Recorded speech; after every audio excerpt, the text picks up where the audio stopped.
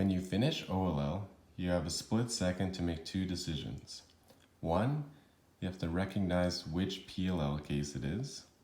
And two, determine which way you're going to AUF or rotate the cube in order to execute that PLL algorithm. So in certain cases in PLLs, you don't have to worry about this too much. But in this particular case right here, I've been noticing coming up a lot, and obviously it's a Z-perm. You can easily recognize this from any angle. But in this particular setup and angle, if I do a U and then Z-perm, I have to do a U to AUF at the end.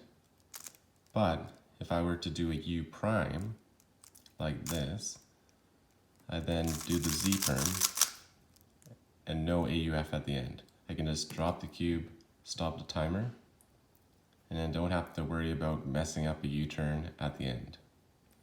Especially in this case, there's M moves are the last two turns, at least for me, how I execute the algorithm. So having to do a U could mess up at the end, but there's certain PLLs that are nice, like G-perm, like this. So it doesn't really matter which way I execute the algorithm. If I'm like this, doesn't really matter.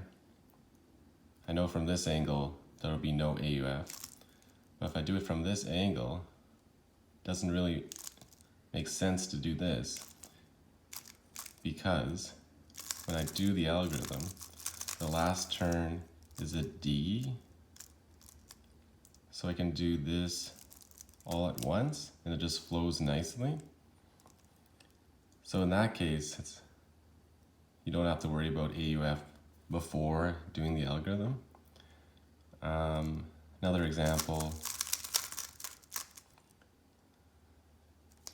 is this J-perm, like this.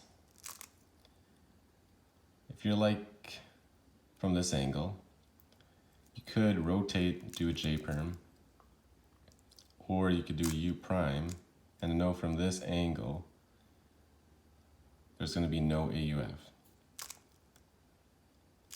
So I want to make sure the green is one turn to the right, and then when I do this, I can put it down like that. That's a nice finish. If I were to have to do a U or U prime at the end, it would not be the best. Yeah, so just something I've been thinking about recently.